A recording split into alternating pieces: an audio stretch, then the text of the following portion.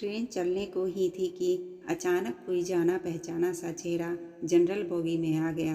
मैं अकेली सफ़र पर थी, सब अजनबी चेहरे थे। स्लीपर का टिकट नहीं मिला तो जनरल डब्बे में ही बैठना पड़ा। मगर यहाँ ऐसे हालत में उस शख्स से मिलना ज़िंदगी के लिए एक संजीवनी के समान था। ज़िंदगी भी कम वक्त कभी कभी अजीब सी मोड़ पे ले आती है, ऐसे हालातों से सामना करवा देती है जिसकी कल्पना तो क्या कभी ख्याल भी नहीं कर सकते। वो आया और मेरे पास ही खाली जगह पर बैठ गया। ना मेरी तरफ देखा, ना पहचानने की कोशिश की। कुछ इंच की दूरी बनाकर चुपचाप पास आकर बैठ गया। बाहर सावन की रिमझिम लगी थी, इस कारण वो कुछ भीग गया था। मैंने कनखियों से नज़र बचाकर उसे देखा। उम्र के इस मोड़ पर भी वैसा का वैसा ही था। हाँ, कुछ भारी हो गया था, मगर इतना ज़्यादा भी नहीं। फिर उसने जेब से चश्मा निकाला और मोबाइल में लग गया। चश्मा देखकर मुझे कुछ आश्चर्य हुआ। उम्र का यही एक निशान उस पर नज़र आया था कि आंखों पर चश्मा चढ़ गया था। चेहरे पर और सर पे मैंने सफ़ेद बाल खोजने की कोशिश की, मगर मुझे नहीं दिखे। मैंने जल्दी से सर पर साड़ी का पल्लू डाल लिया। बालों को डाई किए काफ़ी दिन हो गए थे मुझे। ज़्यादा तो नहीं थे सफ़ेद बाल मेरे सर पे, मगर इतने ज़रूर थे कि गौर से देखो तो नज़र आ जाए। मैं उठकर बाथरूम गई, हैंडबैग से फेस वॉश निकाला, चेहरे को ढंग से धोया, फिर शीशे में चेहरे को गौर से देखा। पसंद तो नहीं आया, मगर अजीब सा मुंह बनाकर मैंने शीशा वापस बैग में डाला और वापस अपनी जगह पर आ गई। मगर वो साहब तो खिड़की की तरफ से मेरा बैग सरकाकर खुद खिड़की के पास बैठ गए थे। मुझे पूरी तरह देखा भी नहीं, बस बिना देखे ही कहा, सॉरी। भाग कर चढ़ा तो पसीना आ गया था, थोड़ा सूख जाए फिर अपनी जगह बैठ जाऊंगा। फिर वह अपने मोबाइल में लग गया। मेरी इच्छा जानने की कोशिश भी नहीं की। उसकी यही बात हमेशा मुझे बुरी लगती थी। फिर भी न जाने उसमें ऐसा क्या था कि आज तक मैंने उसे नहीं भुलाया। एक वो था कि 10 सालों में ही भूल गया। मैंने सोचा शायद अभी तक गौर नहीं किया, पहचान लेगा, थोड़ी मोटी हो गई हूँ, शायद इसलिए नहीं पहचाना। मैं उदास हो गई। जिस शख्स को जीवन में कभी भुला ही नहीं पाई, उसको मेरा चेहरा ही याद नहीं। माना कि औरतों और लड़कियों को ताड़ने की इसकी आदत नहीं, मगर पहचाने भी नहीं। शादीशुदा है, मैं भी शादीशुदा हूँ, जानती थी। इसके साथ रहना मुश्किल है, मगर इसका मतलब यह तो नहीं कि अपने ख्यालों को, अपने सपनों को जीना छोड़ दूँ। एक तमन्ना थी कि कुछ पल खुल के उसके साथ गुजारूँ। माहौल दोस्ताना ही हो, मगर हो तो सही। आज वही शख्स पास बैठा था जिसे स्कूल टाइम से मैंने दिल में बसा रखा था। सोशल मीडिया पर उसके सारे अकाउंट चोरी छुपे देखा करती थी। उसकी हर कविता, हर शायरी में खुद को खोजा करती थी। वह तो आज पहचान ही नहीं रहा। माना कि हम लोगों में कभी प्यार की पींगें नहीं चली, ना कभी इजहार हुआ। हाँ, वो हमेशा मेरी केयर करता था और मैं उसकी केयर करती थी।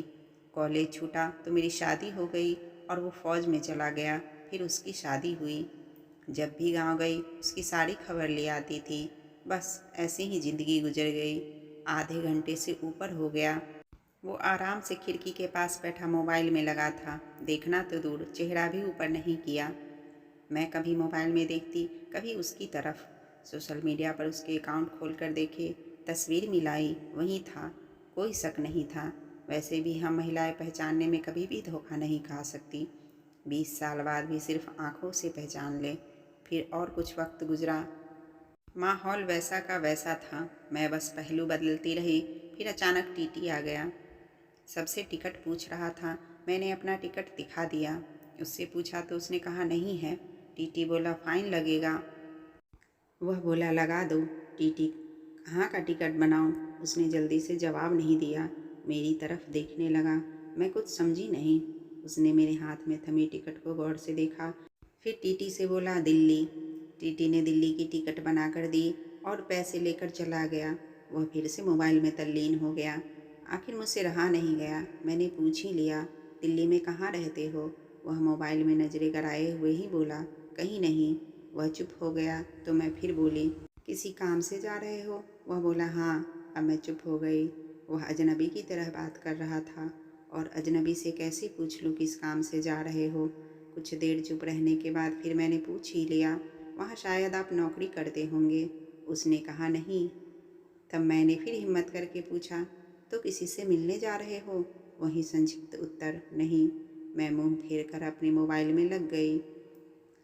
कुछ देर बाद खुद ही बोला, अब ये भी पूछ लो क्यों जा रहा हूँ दिल्ली। मेरे मुंह से जल्दी में निकला, बताओ क्यों जा रहे हो। फिर अपने ही उतावलेपन पर मुझे शर्म सी आ गई। उसने थोड़ा सा मुस्कुराते हुए कहा, एक पुरानी दोस्त मिल गई है जो आज अकेले सफ़र पर जा रही है। फौजी आदमी हूँ, सुरक्षा करना मेरा कर्तव्य है। अकेले कैसे जाने देता, इसलिए उसे दिल्ली तक छोड़ने जा रहा हूँ। इतना सुनकर मेरा दिल जोर से धड़का, मगर मन के भावों को दबाने का असफल प्रयत्न करते हुए मैंने हिम्मत करके फिर पूछा, कहाँ है वो दोस्त। कमबख्त फिर मुस्कुराता हुआ बोला, यहीं मेरे पास बैठी है ना। इतना सुनकर मेरे सब कुछ समझ में आ गया कि क्यों उसने टिकट नहीं लिया, क्योंकि उसे तो पता ही नहीं था कि मैं कहाँ जा रही हूँ। सिर्फ मेरे लिए वह दिल्ली तक जा रहा था। जानकर इतनी खुशी मिली कि आंखों में आंसू आ गए। दिल के भीतर एक गोला सा बना और फट गया। परिणाम में आंखें तो भीगनी ही थी। बोला, रो क्यों रही हो। मैं बस इतना ही कह पाई, तुम मर्द हो ना, नहीं समझ सकते। वह बोला, क्योंकि थोड़ा बहुत लिख लेता हूँ, इसलिए कवि और लेखक भी हूँ, सब समझ सकता हूँ। मैंने खुद को संभालते हुए कहा, शुक्रिया मुझे पहचानने के लिए और मेरे लिए इतना टाइम निकालने के लिए। वह बोला, प्लेटफॉर्म पर अकेली घूम रही थी, कोई साथ नहीं दिखा तो आना पड़ा। कल ही रक्षाबंधन था, इसलिए बहुत भीड़ है। तुमको यूँ अकेले सफ़र नहीं करना चाहिए। क्या करती, उनको छुट्टी नहीं मिल रही थी और भाई यहाँ दिल्ली में आकर बस गए। राखी बांधने तो आना ही था। मैंने मजबूरी बताई। कहकर मैं उदास हो गई। वह फिर बोला, तो पति को तो समझना चाहिए, उनकी बहुत बिजी लाइफ है, मैं ज़्यादा डिस्टर्ब नहीं करती और आजकल इतना खतरा नहीं रहा, कर लेती हूँ मैं अकेले सफ़र। तुम अपना सुनाओ, कैसे हो। अच्छा हूँ, कट रही है ज़िंदगी। मेरी याद आती थी क्या। मैंने हिम्मत करके पूछा। वो चुप हो गया, कुछ नहीं बोला। तो मैं फिर बोली, सॉरी, यूँ ही पूछ लिया। अब तो परिपक्व हो गए हैं, कर सकते हैं ऐसी बात। उसने शर्ट की बाजू की बटन खोलकर हाथ में पहना वो तांबे का कड़ा दिखाया जो मैंने ही फ्रेंडशिप डे पे उसे दिया था। बोला, याद तो नहीं आती, पर कमबख्त ये तेरी याद दिला देता था। कड़ा देखकर दिल को बहुत सुकून मिला। मैं बोली, कभी संपर्क क्यों नहीं किया। वह बोला, डिस्टर्ब नहीं करना चाहता था, तुम्हारी अपनी ज़िंदगी है और मेरी अपनी ज़िंदगी है।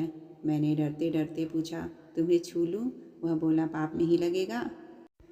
मैं बोली, नहीं, छूने से नहीं लगता। और फिर मैं दिल्ली तक उसका हाथ पकड़ कर बैठी रही।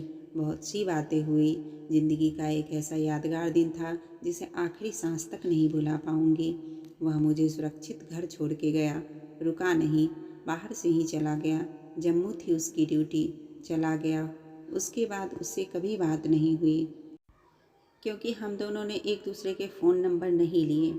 हालांकि हमारे बीच कभी भी नापाक कुछ भी नहीं हुआ। एक पवित्र सा रिश्ता था, मगर रिश्तों की गरिमा बनाए रखना ज़रूरी था। फिर ठीक 1 महीने बाद मैंने अखबार में पढ़ा कि वो देश के लिए शहीद हो गया। क्या गुजरी होगी मुझ पर, वर्णन नहीं कर सकती। उसके परिवार पर क्या गुजरी होगी, पता नहीं। लोक लाज के डर से मैं उसके अंतिम दर्शन भी नहीं कर सकी। आज उससे मिले 1 साल हो गया है। आज भी रक्षाबंधन का दूसरा दिन है। आज भी सफ़र कर रही हूँ। जानबूझकर जनरल डब्बे का टिकट लिया है मैंने। अकेली हूँ, न जाने दिल क्यों आस पाले बैठा है कि आज फिर आएगा और पसीना सुखाने के लिए उसी खिड़की के पास बैठेगा। एक सफ़र वो था जिसमें कोई हमसफ़र था।